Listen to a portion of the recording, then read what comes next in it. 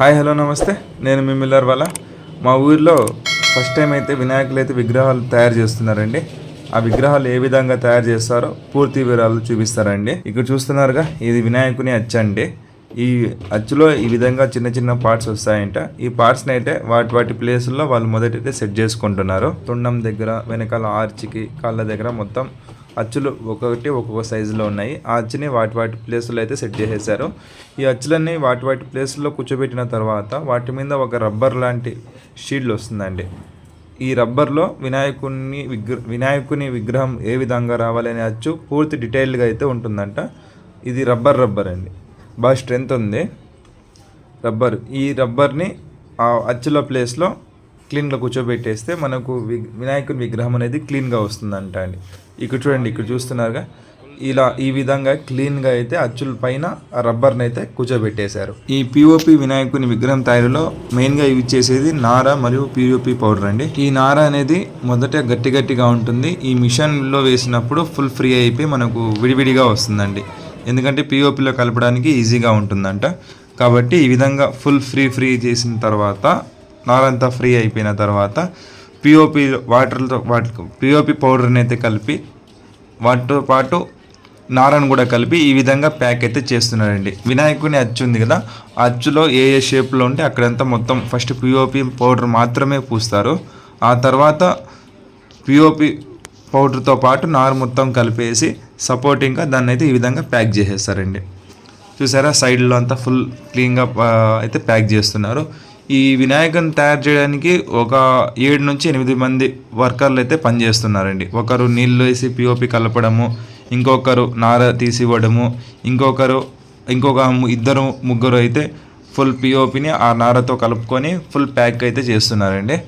వీళ్ళైతే గత 10 years నుంచి వర్క్ చేస్తున్నారంట. పిఓపి వినాయకులు ఎందుకు చేస్తున్నారన్నా, మట్టి వినాయకులు చేయొచ్చు కదా, కొద్దిగా పర్యావరణానికి బాగుంటుంది అని అడిగితే, ముందు నేను మట్టి వినాయకులే చేసేవాడిని. కాకపోతే ఒక లాస్ట్ 5 years బ్యాక్ కరోనా టైంలో మట్టి వినాయకులు అమ్ముడుపోక ఎక్కువ స్టోర్ అయితే అయిపోయినాయంటండి. కానీ అవి తొందరగా మట్టి క్రాక్ ఇచ్చేసి చెడిపోయాయంట. ఈ పిఓపి వినాయకులు అయితే ఒక సంవత్సరం లేదా 2 సంవత్సరాలు నేను ఎక్కడ స్టోర్ చేసుకున్నా నాకు ఎటువంటి ప్రాబ్లం రాదు. కాబట్టి నేను మట్టి వినాయకుల నుంచి ఈ పిఓపి వినాయకులకైతే షిఫ్ట్ అయ్యానని చెప్పాడండి షాప్ అతను. మట్టి వినాయకుడు చేయడానికి నాకు 20 నుంచి 25 రోజులు టైం పడుతుంది.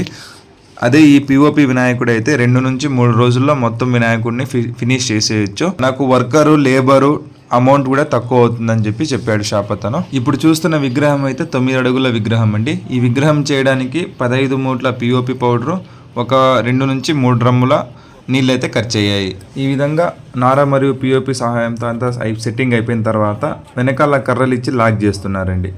మనకు ఈ అచ్చుల నుంచి బయటకు తీసిన తర్వాత జస్ట్ నార మీద డిపెండ్ అవ్వాలంటే స్ట్రెంత్ ఉండదంట. కాబట్టి ఈ విధంగా లోపల కర్రలు పెట్టి వాటికి జాయింట్గా మరి నార మరియు పిఓపి పౌడర్ అయితే వాడుతున్నారు. ఈ విధంగా ప్యాక్ అయితే చేస్తున్నారండి. దీని నుంచి వినాయకుని విగ్రహానికి ఫుల్ స్ట్రెంత్ వచ్చి అది లోడింగ్ అన్లోడింగ్ చేసినప్పుడు డ్యామేజ్ కాకున్నట్టు స్ట్రెంత్ ఉంటుందంట. ఇంతవరకు ఫ్రంట్ సైడ్ వేశారు, ఇప్పుడు చూస్తే బ్యాక్ సైడ్ కూడా కవర్ చేసేస్తున్నాడు. ఇది చూసారా, ఇది కనిపిస్తున్నది వెనకాల, ఆ విగ్రహం వెనకాల వచ్చే అచ్చు అండి. ఈ అచ్చుని ఈ విధంగా వెనకాల పెట్టేసి మొత్తం క్లియర్గా ప్యాక్ అయితే చేసేసారు. ఇంకా ఇది డ్రై అవ్వడానికి ఒక 15 నిమిషాలు టైం పడుతుందంట. ఇంకా వర్కర్లు అయితే మొత్తం రెస్ట్ తీసుకుంటున్నారు. ఇంకా వీళ్ళు రెస్ట్ తీసుకునే లోపు ఇక్కడ ఉన్న కొన్ని విగ్రహాలు అయితే చూపిస్తారండి. ఇక్కడ చాలా విగ్రహాలు అయితే ఇప్పుడు తయారు చేసి పెట్టేశారు. వాటిలో కొన్ని విగ్రహాలు చూపిస్తారండి. వినాయకుడి విగ్రహంతో పాటు శివాజీ మహారాజ్ విగ్రహం కూడా ఉందండి, చాలా బాగుంది. ఇంకా ఇటుపక్క చూసుకుంటే వినాయకుడు శివుని అవతారంలో ఉన్న వినాయకుని విగ్రహం అయితే ఉన్నాయి. నా ఛానల్లో మిల్లర్ సంబంధించి మంచి వీడియోస్ అయితే ఉన్నాయండి, ఒకసారి చూసేయండి. చూసి నచ్చితే లైక్ చేసి సబ్స్క్రైబ్ చేసుకోండి. ఇంకా వీటి పక్కనే బొజ్జ గణపతి అయితే ఉన్నాడండి. చాలా వెడల్పు, హైట్ చాలా బాగుంది చూడడానికి విగ్రహము. ఈ విగ్రహాలకి చేతులు, తొండాలు అయితే ఇంకా జాయింట్ చేయలేదండి. ఇప్పుడు ఆ చేతులు ఎలా తయారు చేస్తారో చూద్దాం రండి. వీడియోలో ఉన్న విగ్రహాలు మీకు నచ్చినట్టయితే వీడియోని లైక్ చేయడం మాత్రం మర్చిపోకండి. ఈ విధంగా ఈయన చేతులు, తొండాలు అచ్చుల్లోకి అయితే పిఓపి అయితే నింపుతున్నాడు. ఈ అచ్చులు, తొండాలు, చేతులు మనకు బయటకు వచ్చిన తర్వాత మళ్ళీ ఆ పెద్ద విగ్రహాలకైతే పెట్టి జాయిన్ చేస్తారంట.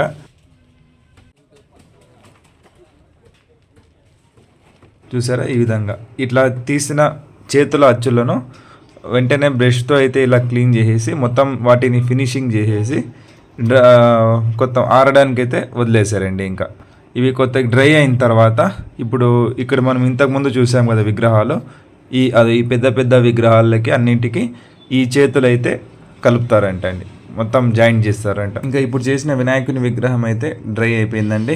ఇంకా దీన్ని లిఫ్ట్ చేసి అచ్చులో నుంచి బయటికి తీయడానికి అయితే అందరూ రెడీ అవుతున్నారు. వినాయకుని విగ్రహం ఏ విధంగా ఉంటుందో మనం కూడా చూసేద్దాం రండి. వినాయకుని విగ్రహాన్ని అయితే పైకి అయితే లిఫ్ట్ చేసేసారు. చూసారా ఎంత పెద్దగా ఉందో, ఇది 9 నుంచి 10 అడుగుల హైట్ మధ్యలో ఉంటుందండి ఈ విగ్రహం. ఇప్పుడు ఈ వినాయకుడిని బయటికి తీసేటప్పుడు కొద్దిగా జాగ్రత్తగా తీయాలంట అండి, లేదంటే డ్యామేజ్ అయ్యే ఛాన్స్ ఉంటుందంట. ఒకవేళ డ్యామేజ్ అయితే మొత్తం మెటీరియల్ మొత్తం వేస్ట్ అయిపోతుందంట. కాబట్టి చాలా సులువుగా చాలా జాగ్రత్తగా అయితే విగ్రహాన్ని బయటికి తీస్తున్నారు.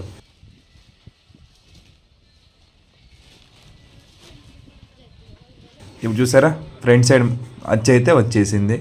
ఈ అచ్చు భాగంలోనే మనకు వినాయక విగ్రహం అయితే కొద్దిగా లైట్గా కనిపిస్తుందండి. చూసారా, ఇది ఫ్రంట్ సైడ్ వచ్చే అచ్చు విగ్రహం అయితే ఫ్రంట్ సైడ్ వచ్చే అచ్చునైతే తీసేశారు. ఇంకా ఆ వెనకాల కనిపిస్తుంది కదా, అది ఇందాక వేసిన రబ్బర్ అండి. ఆ రబ్బరు మరి దాని చుట్టుపక్కల ఉన్న చిన్న చిన్న వినాయకుని విగ్రహం యొక్క అచ్చులు ఇప్పుడైతే పూర్తిగా తీసేస్తున్నారు. వీటిని మళ్ళీ యథావిధంగా ఆ అచ్చుల్లోనే కూర్చోబెట్టేస్తున్నాడండి. అలాగే ఇంకో విగ్రహం అయితే తయారు చేసేస్తారంట. కాబట్టి ఇక్కడ తీసిన అచ్చులను వాటి ప్లేసుల్లో అదే విధంగా కూర్చోబెట్టేస్తున్నాడు. ఇంకా వెనకాల ఒక అతను చూసుకుంటే విగ్రహం పైన ఉన్న ఆ రబ్బర్ని అయితే తీస్తున్నాడండి. వినాయకుని విగ్రహం అప్పుడే కనిపిస్తుంది మనకు, ఆ అచ్చు పైన రబ్బర్ పైన కనిపిస్తుంది. ఈ విధంగా రబ్బర్ని ఒక సైడ్ నుంచి మొత్తం పూర్తిగా లాగేస్తే మనకు వినాయకుని విగ్రహం అయితే బయటికి వస్తుంది. ఎందుకన్నా మిల్లర్ వీడియోస్ మాత్రమే చేయకున్నట్టు ఇవన్నీ చేస్తున్నామని కొంతమంది కామెంట్ చేసి కొంతమంది పర్సనల్గా వాట్సాప్లో మెసేజ్ అయితే చేశారండి. నేనైతే మెకానిక్ కాదు, ఏ షాపు కూడా పెట్టుకోలేదండి. నేను చూపిస్తున్నది నా ఓన్ మిల్లర్లు మాత్రమే రిపేర్ చేసే వీడియోస్ మాత్రమే పెడుతున్నాను. ఇప్పుడు ఏవి లేవన్నప్పుడు నేనేం చేయలేను కదండి. దేవుని దేవల్ల మిల్లర్లన్నీ బాగా పనిచేస్తున్నాయి కాబట్టి వీడియోస్ చేయడం కుదరదు.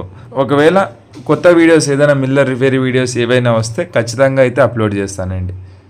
అవి ఏవి లేనప్పుడు మాత్రం ఇలాంటి కొన్ని నాకు కొత్తగా మీతో షేర్ చేసుకోవాలి అని అనుకున్న వీడియోస్ని మాత్రమైతే పోస్ట్ చేస్తూ ఉంటాను. ఇంకా చూసారా, ఈ రబ్బర్ని అయితే మొత్తం ఫుల్ టైట్ జామ్ అయిపోయిందండి అచ్చులో. కాబట్టి ఫుల్ జాగ్రత్తగా అయితే తీస్తున్నారు. ఆ రబ్బర్ డ్యామేజ్ అయిందంటే మొత్తం ఆ అచ్చు మొత్తం అంతా వేస్ట్ అవుతుందంట. ఇప్పుడు వేసిన ఈ అచ్చు మరియు ఆ రబ్బర్ అంతా కాస్ట్ అంతా కలుపుకుంటే 1 లక్ష నుంచి 1,30,000 వరకు ఉంటుందంట అండి. దాంట్లో ఒక పార్ట్ విరిగినా కూడా మళ్ళీ విగ్రహాలు చేయడానికైతే కుదరదంట. కాబట్టి చాలా జాగ్రత్తగా అయితే తీస్తున్నారు.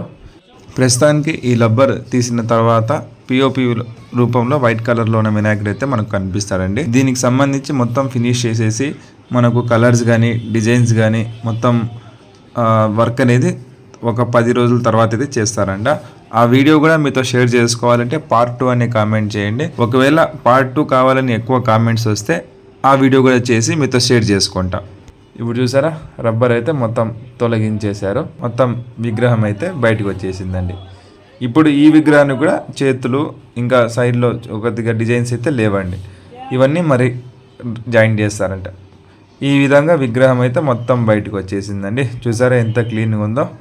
ఇదంతా ఒక హాఫ్ అన్ అవర్ లోపు అయితే చేసేసారండి. ఈ పెద్ద విగ్రహాన్ని హాఫ్ అన్ అవర్ లోపల అయితే మొత్తం చేసేసారు. ఎలా ఉందో చూసి కామెంట్ చేయండి. చూసారా, ఇక్కడ చాలా వెనకాల బ్యాక్గ్రౌండ్ ఆర్ట్స్లు అయితే ఉన్నాయండి. నాకు ఇక్కడ స్పెసిఫిక్గా బాగా నచ్చిందంటే శివాజీ మహారాజ్తో పాటు ఉన్న వినాయకుడు అండి. సరే ఉంటానండి, బాయ్.